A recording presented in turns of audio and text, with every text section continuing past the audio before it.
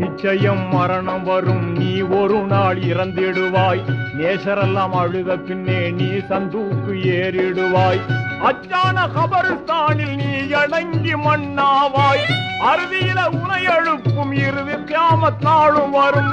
அந்நாளை உணர்ந்திடாமல் ஆணவத்தால் பிதற்றுகின்றாய். மௌத்தையே நீ மறந்து இங்கு வாழலாகுமா?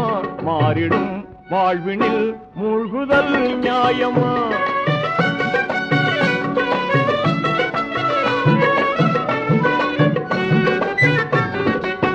நன்மை தீமை செயல்கள் மீசானில் நிறுக்கப்படும். நன்மை தட்டு கணத்தை விட்டால் நல்ல சொர்க்கம் கிடைத்துவிடும்.